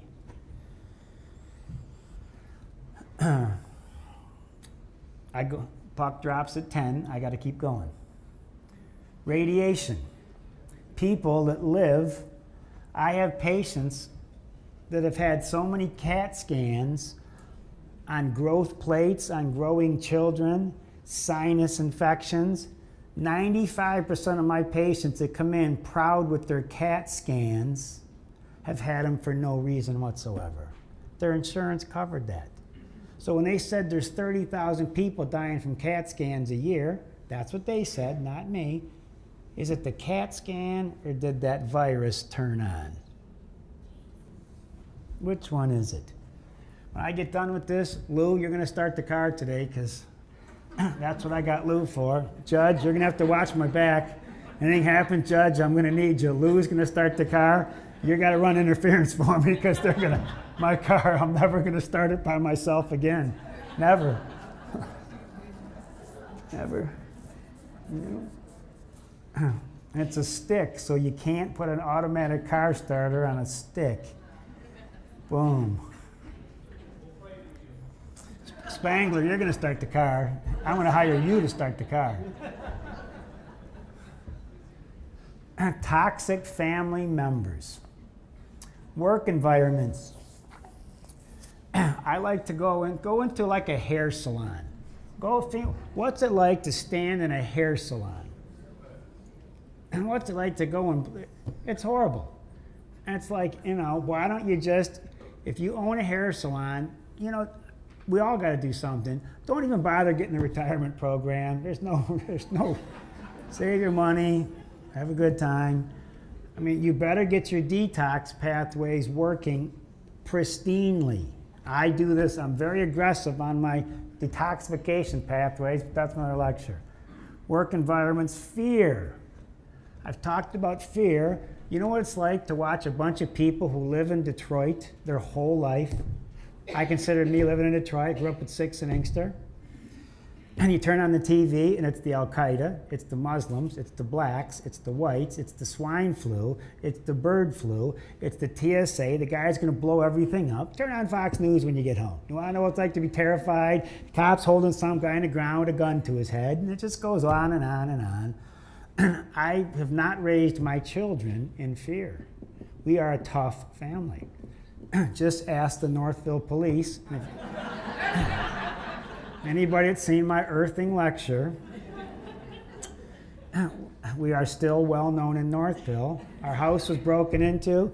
We grabbed the guns, grabbed the laptops, and tracked them down with a dot. Northville cop said, nobody does this. I said, yeah, you haven't ran into us yet either. I am dead serious. The patients. Rheumatoid arthritis. What do they look like? Attacks of random pain throughout the body. Also a lot of inflammation. Steroids and Topamax. A 20-year female. I know she's in the crowd because I saw her. I said, something's destroying your soul. Obviously, your body's under attack. 6, EBV, herpes 1 and 2. It took 3.5 months, and I'm going to put a list of the supplements that I use, and you got to be picky. It's a big list. You got to pick out, you got to be a professional muscle tester to find out that each of these cases is a unique lock that you got to play. Took 3.5 months. She has no rheumatoid pain. Living on steroids for 20 years, that shuts off your immune system. And when your immune system shuts off, what can happen with that funny little virus? 43-year-old female. This gal did something to do with the Super Bowl. A makeup artist at the Super Bowl. Nice gal. Body, muscle aches, constant move around. Patient concerns, weather change, fatigue, never feels rested. Had breast implants. Health has gone down since the surgery. CMV, Epstein-Barr, Parvo, 1, 2, and 6. She struggled a little bit to take this seriously. She's finally grabbed on and ran with it, and she's... Now all these people have to live the rest of their life with half an immune system. Go get a tetanus shot, go get a blood transfusion, get a flu shot, you turn this on. Go put another virus in your body and watch you start a cascade that you're not going to stop. She's doing outstanding. I'll show you the cocktail. A 41-year-old male, flu, pneumonia vaccines, lived overseas. This is a big shot at Ford Motor Company. This guy would be one of the big directors at Ford Motor Company. Very nice guy. He's on methotrexate and Plaquenil. I ask patients, do you know what House said about methotrexate? They're all confused about this one sick person, and one said to the other one, put him on methotrexate. Put him on methotrexate. And the camera, I can only say this because House said it, I can't say this because I don't count, it's the TV guy that counts. The camera comes right up here on him, and he looked in the camera and said, that's bottled death. Bottled death. I didn't say it. It has to be real because it's on TV and House said it. That's real. Gets his flu pneumonia shots, lived overseas. You start seeing these patterns. My missionaries, my Peace Corps workers, my travel vaccines. It took about, 3 months. Night sweats. A lot of these people have night sweats. Why? Your body's sick. There's a fever in it. Joints doing much better. The fever stopped. Now he's got all this stuff rolling around his body still. Rheumatoid arthritis. Original swollen joints, difficulty walking, fatigue, muscle spasms, joint pain, fatigue. She moved from Albania in 1998. Started in 1998. You should see the vaccines to come to this country. She got this ever since she got her vaccines from Albania. Great gal. She's doing very well. Welcome to the United States of America. Hepatitis A, hepatitis B, flu, B, meningitis, measles, meningococcal, mumps, pneumonia, pertussis, polio, rotavirus, rubella, tetanus, and diphtheria, and varicella. I'm staying home. I think I'll just stay home. I welcome the foreigners, welcome to my country. Now you're sick like the rest of us. Congratulations. You're home. Just call it your home. This is how you treat. This guy's in the crowd, and I see him here with his family. This is yours. Fibromyalgia, body pain, low back, now all over muscles. Now all these people are getting adjusted. I'm dealing with their skeletal issues while I'm dealing with the inflammatory issues. Patient was severely ill after his military vaccines. So what do you do when a vet comes back and he's been thoroughly poisoned from his military vaccines and he knows it? You put him on an antidepressant, you put him on Valium, you put him on Vicodin, you put him on another antidepressant, and I don't even know what that one is. Migranol, whatever that is. You're not sick, you're crazy. You must be crazy. Elavil, diazepam, Vicodin, Cymbalta. This guy was lucky. You're out there in the crowd, I see you with your wife, you lucked out. It's not this easy.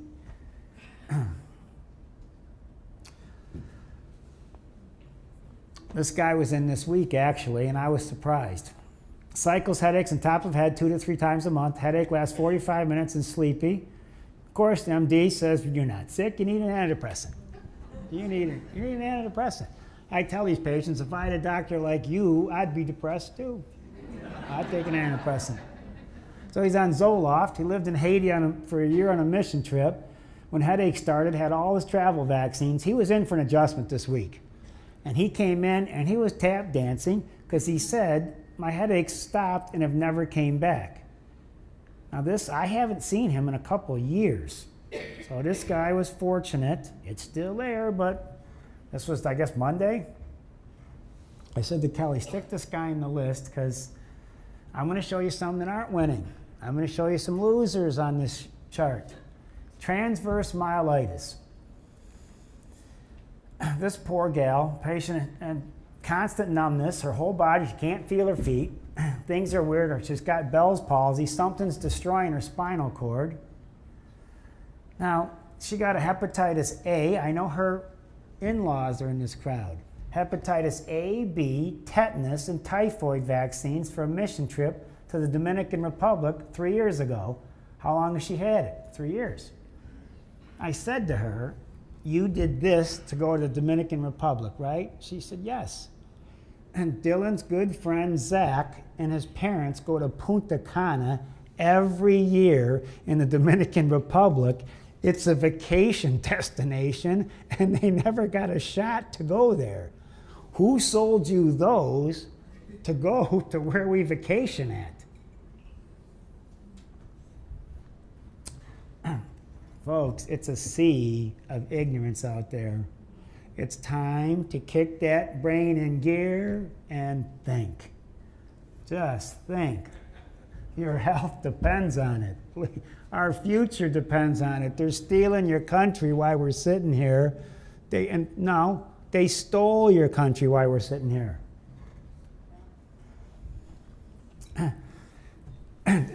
Thank goodness that he's not here. He's in Alaska right now, right, or somewhere. I had to about staple his lips shut. He just couldn't shut up. I could not.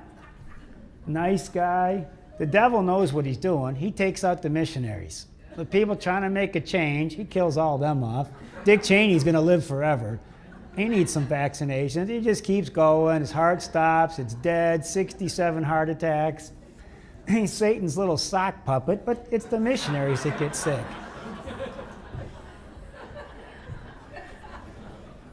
His heart's gone, dead. It just keeps going. Good people croak, and he just keeps on a-rolling. I don't understand. I think he's going to live to 1,000. Raping and pillaging every step of the way. Numb, tingling hands, feet, MS, blah, blah, blah. Missionaries, been all over the world, and get mono, then get those travel vaccines on top of mono. The nurses had been creamed. Nurses creamed. Flu shot for work, 2 out of 3 Gardasil vaccines, muscles ache, joints ache. Neurologist said it was post-vaccine syndrome. Had CMV in the past, gets cold sores, shoulder, fog, tension. She's 32. The previous generation with those big nasty viruses got cancer. These younger people are they're getting better at taking the real bad vaccines. These are just the light ones. I don't know what's going to happen in 10, 15, 20 years. Maybe you next generation of doctors, and there's a ton of them out there, you can mop up the mess when I'm done. And I don't think she followed through with what we wanted to do. Autoimmune hepatitis. She's in the crowd with her parents. Autoimmune hepatitis. Autoimmune hepatitis. Every time I get one of these, the hepatitis B vaccine, liver enzymes 400 to 700, had the hepatitis vaccine, your body's not going to attack itself unless you did something to it. Her enzymes are doing good. She's going to have to watch this. That liver has been, her immune system's been altered. It's not the same. This is a 69-year-old nurse. She's been a great patient. The older nurses are great patients. What they've seen, they don't want to do it anymore. So she came in, 2/22/11. She said, I don't know how I got this. I have autoimmune hepatitis. Her liver enzymes are up. So I asked her questions. She said, I had a horrible reaction to the hepatitis B vaccine 17 years ago. This is how they get away with it. They're slow viruses. They're quiet. They're slow. They move slow. So by the time my friend's getting brain tumors, it's 30 years after the vaccination. This is what she did in 2 months. She's got her liver enzymes down to 35 and 36. You're going to have to watch this. 27 years old. Warm joints, autoimmune inflammation, colitis. I've walked into these rooms and tell people, you're a missionary or a junkie. Well, how can you tell? Well, you must be a missionary because you don't look like a junkie. I said, well, what does that have to do with anything? I said, where have you been? Well, Africa, you know, Haiti, somewhere. Well, yeah, I went to Africa. This is what they look like. Heart palpitations, go back to the night sweats. This is how they're going to look. 999,000 out of 1 million are going to live like this because they're never going to get to somebody who knows what they're doing. This is their life.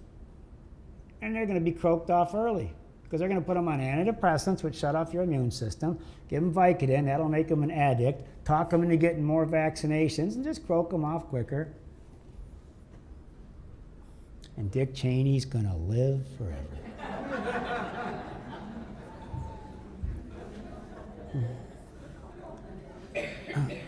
Start a phony war and put your company in charge of it with a no-bid contract. I'm still after him for that. We're broke because of these yo-yos.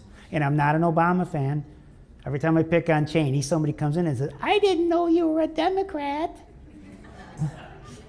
I didn't know I was a Democrat either. The words for these diseases are precious. Inclusion body myositis. This guy comes from Traverse City. I did not think I was going to get this guy because he had the ultraviolet treatments to sterilize his bloodstream, and that didn't work, and those are expensive. I found 3 viruses. This has been he's done well. I adjust this guy every couple months. I'm surprised. I did not think this guy was going to. This is a famous radio host from California. She flew in to see us, and she was all worked up. She'd been to a ton of doctors in California. Somebody told her to come and see me. In fact, for you folks, Bernardo told her to come and see me. Some of you folks know who he is or was. And the point was, I said, you don't have MS, you got mono. She had an out-of-control mono. And this is 4 months later. Now the point is, no pain, weakness, or tingling, night sweats have stopped. She feels rested, she can sleep through the night. She told Mitt Romney's wife to come and see me because she's got MS. So this was, you know, to see like Mitt Romney's wife, I don't think Mitt Romney has enough money to come and see me. It's all gone. It's in some foreign place, and he's in like a 14% tax bracket or something. My paper boy's in like a bigger one, but I don't really think he's got the money to actually come and see me now. So just have to use your insurance, I guess. Tingling in arms and legs. These are the same patterns. Left side of the face. This lady's in the crowd today. She's excited. Epstein-Barr, herpes 6, simplex, etc. 47-year-old, joint pain all over. Started after chemo. This is a big shot at U of M. She's very surprised at her results. 56-year-old female. Right side of her body's numb at night, tingling behind shoulder blade, her legs are weak, swelling. Migraines behind eyes with lots of headache patients have viruses. You can spot them. The whole head hurts. They get that virus, the whole head hurts. My whole head hurts. This story is going to get back to her because this church, she used to contort. And she'd go into this weird spasm right in front of me and contort her whole face up. And right in front of me, she twisted all up, and I said to her, there's a virus attacking the nerve in the side of your face. I went in, I got her on, I had her chew 6 Calma Plus and take 3 lysine, and it stopped. And the whole face relaxed, and after that, I ran the panel. She only had 1 face spasm. This was mono. This whole church has watched her stop contorting up. I got lucky on this one. Everybody thinks it's a miracle, and I think it was a small miracle. Cluster headaches, extreme pressure. This guy runs a tool shop. He's on 9 medications.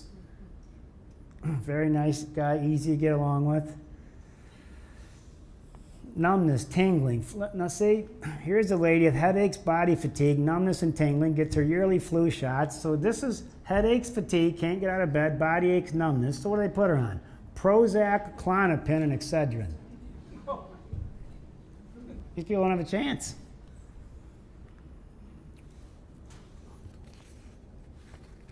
This lady's in the crowd today. She was in actually today. Lost balance, right side of her head.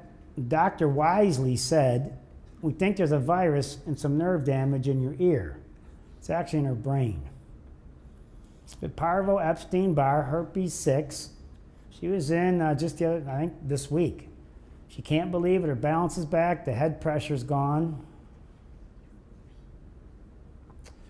Now, the Japanese stopped vaccinating some of their children because they were all falling asleep. They said there's some kind of sleeping sickness. It's not sleeping sickness. They put that Epstein-Barr CMV virus inside of them. Now they're all falling asleep. She's in the crowd. I saw her out there. I'm amazed that these people can hold jobs feeling this crappy, because I, sometimes don't want to come in not feeling this crappy. I have some great doctors to work with, Brownstein, Nussbaum, and Ng. They've been great guys to work with. He came in, and I said, go back to Nussbaum or Ng, and I want you to run every viral test you can run. So it came back, EBV, CMV, herpes 1, 2, and 6. And the guy came in, he's had stem cell therapy, he's done all kinds of things. And he says to me, how did you know this? You're a genius. How could you possibly find this? I can't believe that you figured this out. This is a miracle. I didn't tell you anything. You figured this out. You found this, etc., etc. I said, for Pete's sakes, you said you had herpes. You said you had mono at 2 and 14, and you had Bell's palsy. I said, you told me everything. That's what's attacked. And he said he traveled the world. He traveled the world. And when he came back after getting all his travel vaccines, this is how he came back. I'd rather stay in Detroit. I like to go down every once in a while, visit the fist, hi to the fist, drive back out to Northville, and no shots to do that. Just put the 45 in the car and off we go.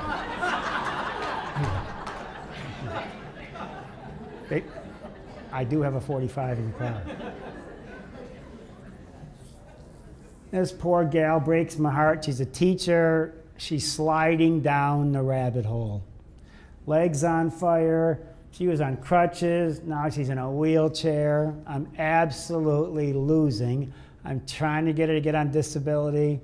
This thing's so deep inside her spinal cord. I'm not. She's trying to teach school like this. It's a mess. This kid, you'll see this kid in the hall. He's on a walker. He's all twisted up. It looks like maybe it's polio, but we can't use that word because we cured that. Now we have Guillain-Barré and all these other ones. If you saw him walk, him and his mom come in, he's all twisted up. Smart kid. His viral panel's a mess. And if you look at the literature, they say acute disseminated encephalomyelitis. If they tell you that, you won't know what it is. But the National Multiple Sclerosis Society says, it's probably from a vaccination or an inoculation. I'll take the measles next time. This young gal came in, myasthenia gravis, double vision, weakness of both arms, leg, fatigue. He fell on ice, couldn't get up, fell down the stairs, fatigue worse. Gave her these IgG shots, then steroids. Then they took out her thymus. Man, I don't want my thymus taken out. Then they gave her aseptic meningitis, cycles, fevers, swollen glands. She's poor, she's sick. She's going to need a lifetime of care. I sent her to get her blood sterilized with that ultraviolet procedure because I think she's in deep trouble. Lupus, fingers, hands, body hot to the touch with burning feet. You can always spot that liver when it starts to act up. Almost done here. This gal, now, I had a famous medical doctor that I've named already. One of his colleagues sent her to me. They couldn't figure out why she's collapsing. I asked her my questions, transfusions, vaccinations, travel vaccines. She got 2 blood transfusions. She's on this. She's sliding down the rabbit hole. I'm concerned that she might not get out of this mess.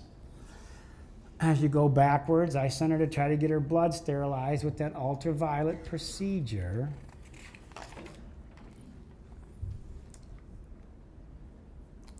Great guy. I missed this guy. 60, he was about 66 at the time, 66-year-old executive, very successful, wanted to go on safari, saved his money, went to Africa on a safari, got all the travel vaccines, came back, had acute myelogenous leukemia 3 weeks after getting back from Africa. That's fatal. He chose not to do anything. He rode the train all the way down to the ground, and he's dead. And you're not going to get out of this one either. And as hematologist said, somebody did something to you that destroyed your bone marrow. Yes.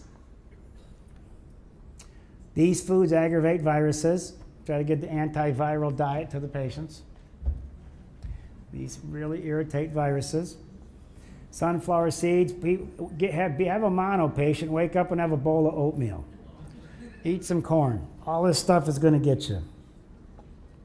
Chocolate, almonds, brown rice, Brussels sprouts, or anything high in arginine is going to aggravate that virus. I watch people cough eating corn. A staff member can't eat onions. A family member can't eat almonds, peanuts, and they know it stirs up the virus. Lysine helps shut it off.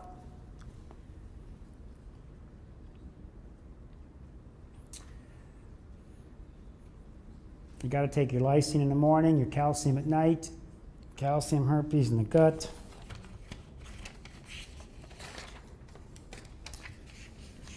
These calcium people.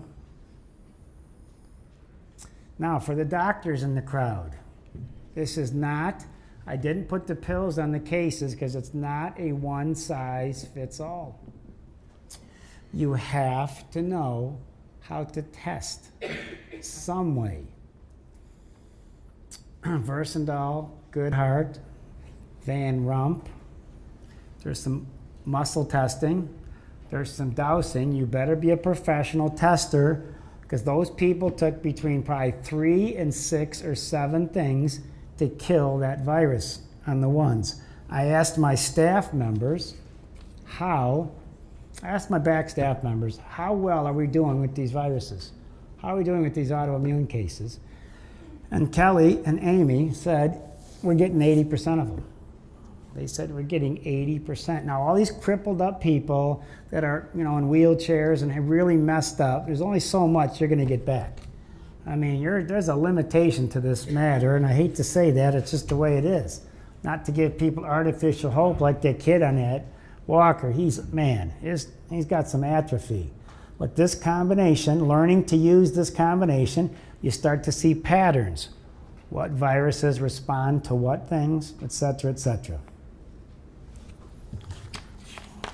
Good. Immune support. T cells, B cells. I'm very aggressive on my immune system because, like I said, it's a merry-go-round in my body trying to keep these things from landing. From Maurice Hilleman, the Merck scientist. This is good to read. It's 9:24. I forgot to take I have a hockey game tonight, actually. I'm supposed to take my heart pills at 9 because everybody that comes in my age that plays hockey, somebody croaked on the ice. I don't plan on being one of them. Now this last little ending, it took me a while to be able to do this. My life has changed since this last meeting in some strange ways. My mother's not here tonight. This is like the first meeting she missed because she passed away since my last lecture. Now a lot of you folks don't know this, but I've been treating my mother for like 22 years for her heart. Her heart would like to flutter. I've sent her to U of M to get that ablation done. Dr. Marati said she doesn't need it. 2 other cardiologists locally that I've used, she's been screened and says really nothing you can do for this. So I've treated this for 22 years and it would just kind of flutter and go in and out of rhythm. January 26th, about I think the 25th, I get a phone call and her heart's beating funny. So she comes into the office and man, this thing is jumping around. And it's not settling down.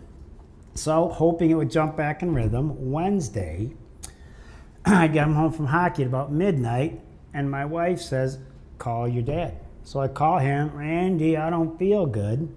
Comes in Thursday morning. Her heart was jumping all over the place. So I called a great MD in Northville. I said, look, I need you to take a look at this. This thing is for the first time is not jumping back in rhythm. He said, I'm honored that you would send your mother to me. I said, I want you to. So she went straight there. He sent me the EKG. The top of the heart was beating 160. The bottom was beating 70. She was an AFib. That's why these young kids die. That's why these marathon runners die. That's what Joey Harrington, this is very common in the children today. The guy that made the layup in that high school game and he croaked when they held him on his shoulders. He sends me the EKG. I send it. I take one look at this. He says, we got to send her to the hospital. I said, yes, we have to send her to the hospital.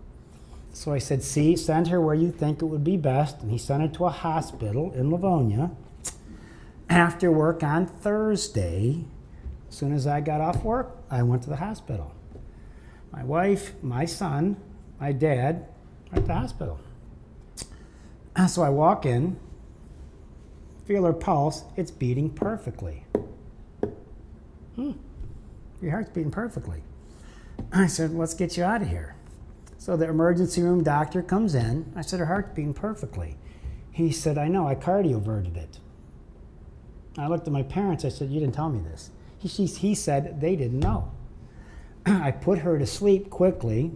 Your son had your father out of the room. I paddled her and woke her up. She didn't even know I did it. Let's take her home. He said, I'd like her to stay the night. Fine. Stay the night. Everything's fine. How much could go wrong now that everything's back in rhythm? So, the middle of the night, she throws her first clot into her heart. I had her on enough fish oil to give her the runs. I had her on enough aspirin. We had her chewing aspirin, trying to keep that blood thin, because AFib can be a problem. You know, I've been playing that hard as I can for 22 years, because everybody says you just kind of got to watch this. So I go there after work on Friday. They want to move her to Oakmont because they have some stent procedure. We think your mother should have the stent, and Oakmont does a better job than we do. So I follow the ambulance to Oakmont. We get her in the room. We're ordering dinner. She's fine, my normal mother, and she strokes out right in front of me. And I watch this, trying to figure out what's going on here. So they said, we're going to do a CAT scan tonight, and we'll let you know in the morning. So the next day, this is Saturday morning, so the next day they call me, your mother's had quite a major stroke. And none of this is making any sense to me. I have a friend that's a nurse anesthetist. He's my age, he's done it for 30-some years. He calls me. I said to him, Calvin, what just happened to my mother? He said, tell me the story. I told him. He said, who did the cardioversion? I said, the ER doctor. He said, he whacked her. I said, what do you mean he whacked her? He said, a cardiologist wouldn't have done that. I said, what would a cardiologist have done? He said, you do an echo on the heart, the transthoracic echo. You check that upper chamber for clots. You thin down the blood. You do the echo again. And when the clots are gone, you paddle the heart. He didn't check her for clots. I said, so you mean? So I cornered this great cardiologist. Oakwood Hospital did a great job. They were wonderful. I cornered this cardiologist in the corner. He was a great guy. I said, look, he'd heard about, we've had some contacts with similar people. We knew all the same people. I said, look, I need to ask you a question. I'm not Sam Bernstein's relative, and Jeffrey Feiger's not my cousin. I said, did that guy whack my mother? He said, probably. So my mother just missed. She was dying to see this lecture. I never thought I'd have a story like this, because all day and all my life, people come in and talk about their relatives being whacked at a hospital. So she was dying to actually see this lecture. So, Mom, and just to leave you with a pleasant thought, like I said, I got to be on the ice in exactly 30 minutes. Just to leave you with a high note to make you feel better about the future. The Texas Department of State Health Services decided to start dropping rabies out of the planes on the ground. Let's see you dodge this one.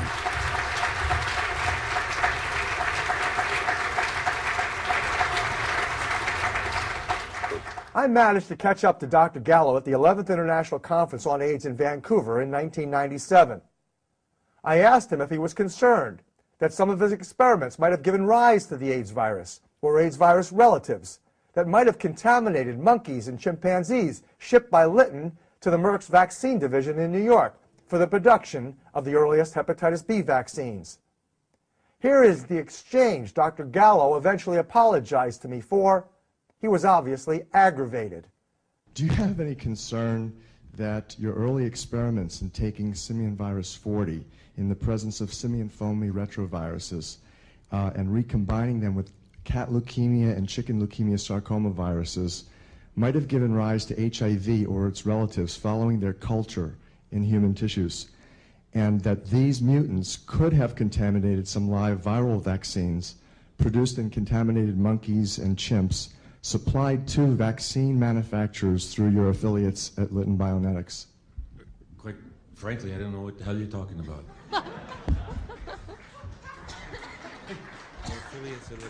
I'll cite your paper, Dr. Gallo. If you can, you've got a paper. You've got a paper that I don't know I ever published. Okay. I'd sure like you to cite it. Would you begin? I'd be happy to. National Academy of Sciences, 1970, Gallo et al. It was an oral presentation that you presented before NATO and NATO audiences in Mol, Belgium. You published it. It's in the National Academy of Sciences. I'd be happy to show you the paper. Stop. I mean, this is beyond asinine. In Mol, Belgium, my first trip to Europe, so I can remember it, a NATO meeting did take place. NATO meetings fund all scientific meetings all over the world, even East-West at that time. Biologic meetings, scientific chemistry meetings, all kinds of meetings. Meetings about motherhood, fatherhood, everything. And when I talked about in Mol, Belgium, was in the 1960s, long before gene cloning took place, before I ever worked in virology. What I talked about was cellular transfer RNA, okay? And that's Mol, Belgium. Proceedings in the National Academy of Science, an SB40, I never published a paper in my life, an SB40, except the transfer RNA species in SB40 transformed hamster cells compared to non-transformed cells as a control. You've got pineapples, kiwis, grapes, and cherries mixed in with some other tutti frutti. I don't know what in the hell you're talking about. And excuse me. I'm a little bit tired of this kind of nonsense. Okay. Crap. And Gallo, Sarin et al. Were Lytton Bionetics researchers were your co-authors in which you combined cat leukemia and chicken sarcoma viruses to create to evaluate the leukemia sarcoma complex models. I'm really smart. Yes, we did it. Everything was created by us working in the laboratory. Look, just for those with some little bit of understanding of this, who care about this kind of idea, I mean, I've had a lot of things said, but I've never had anything quite like that one. There were people who thought and made postulations that, and it was not actually directed at me, this is a good one, a new one, but that HIV could have been created in laboratory experiments. There are two answers to that are definitive, conclusive, that no scientist could have deliberately created them unless he was a super genius and 10 years ahead of his time. The AIDS virus definitively existed long before molecular cloning. That's point one. Point two, we know the full sequence, the genome of HIV. It was published by our lab in 1985 and by a group from Paris around the same time. The genome has no homology to any known existing virus in the world, except SIV discovered after it. Has nothing to do with cats, has nothing to do with chicken sarcoma viruses.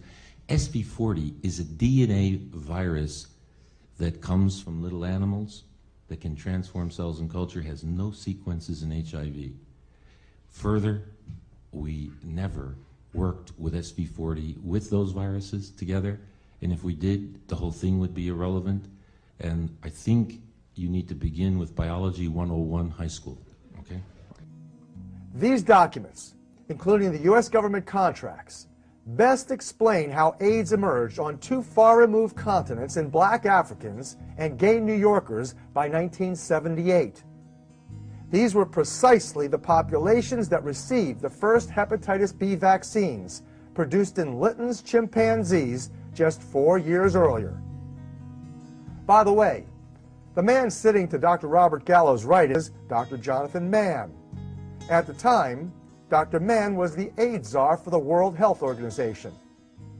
Not long after Dr. Mann witnessed my exchange with Gallo, he quit his most esteemed position, saying, quote, far more than a medical problem, AIDS is a socio-political imposition, end quote. If I am right, and these documents are legitimate, then generally trusted vaccines, the sacred cow of public health, given mostly to our nation's youth, said to have contributed most to conquering infectious diseases, are alternatively the world's worst curse and nightmare. The third and final document in this stunning sequence comes from the same National Cancer Institute and National Public Health Service report. Here is the historic account of American biologists and virologists transferring the most sophisticated bioweapons of mass destruction to Soviet scientists during the Cold War, even though, as Dr. Kano accurately states, the Russians were developing their biological weapons programs at rocket speed These documents provide conclusive evidence that the NCI's molecular biologists, including Dr. Robert Gallo, traded America's most advanced secrets in bioweapons production with precise methods and materials for cancer induction, genocidal weapon preparation, and bacteriological and virological bioterrorism with their Russian counterparts and others during the Cold War, from the Gulf War, called Gulf War Syndrome. The Senate thoroughly investigated this subject in 1994 and published proof that our troops were unwittingly used experimentally, or alternatively, targeted for disease and death by the vaccine makers with official political consent. Spreading across America and the world now is a flu-like illness that resists standard medical treatments. You probably know people suffering with severe recurring respiratory ailments experts have linked to an agent called mycoplasma. In fact, chronic fatigue, low body temperature, and a flu that keeps coming back is associated with this germ isolated and patented by the United States Armed Forces Institute of Pathology in a patent shown here. This agent, mycoplasma, apparently contaminated the anthrax vaccine given to more than 500,000 American troops that served in the first Gulf War. Dr. Kano from the Centers for Disease Control applauds this invention. This next government document was obtained by lawyers for the victims I just described. Here you can see the array of biological weapons being tested on the prisoners in Texas as overseen by Baylor College of Medicine. Baylor, at that time, boasted having George H.W. Bush serving on their board of directors. The dates listed here also coincide with the alleged transition of America's offensive biowarfare program to defensive. Notice the mycoplasma. Both defensive and offensive studies were conducted, a vaccine study and a hall study, in which prisoners were actually exposed to this airborne agent